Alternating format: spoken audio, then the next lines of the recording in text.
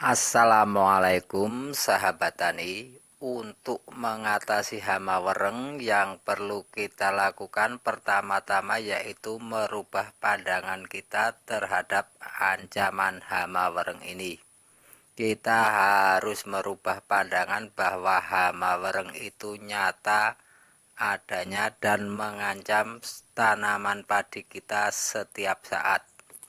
Yang kedua, jangan pernah mempercayai mata kita, apalagi bila areal sawah yang kita garap pernah terserang hama wereng.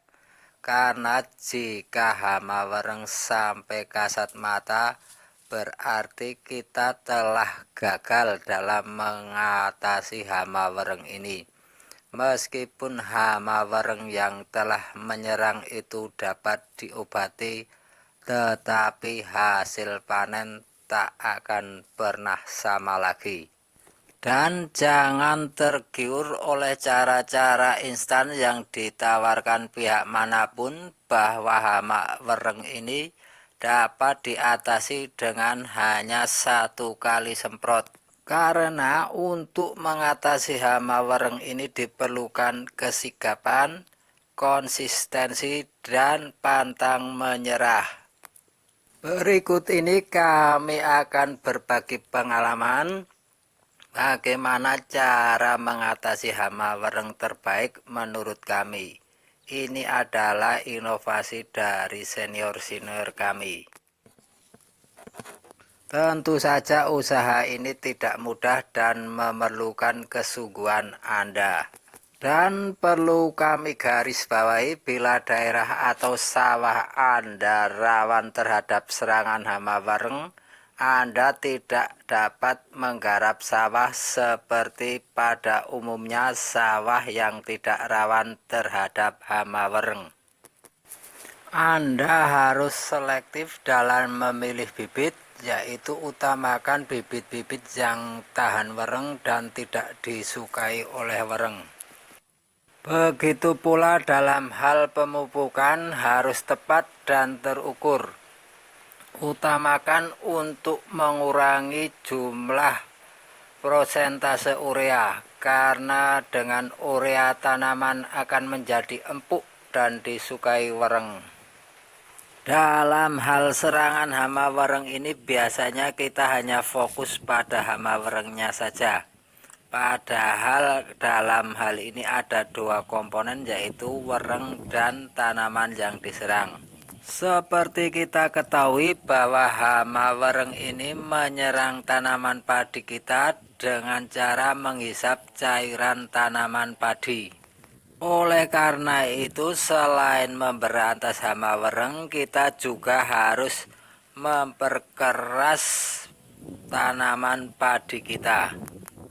Untuk sistem ganda ini sebaiknya kita mulai pada padi berumur 10 hari setelah tanam. Mengapa harus begitu dini? Karena selain populasi werengnya masih sedikit, keadaan padi kita belum begitu rimbun. Seperti kita ketahui bahwa kebanyakan obat wereng ini menggunakan sistem kontak.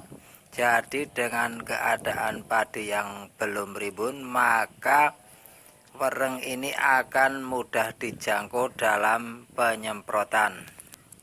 Untuk padi berumur 10 hari sampai 1 bulan, yang akan kita gunakan adalah insektisida untuk wereng dan fungisida jenis bubuk seperti antrakol. Karena fungisida ini memang agak sedikit menghambat pertumbuhan padi, tetapi batang padi akan menjadi lebih keras.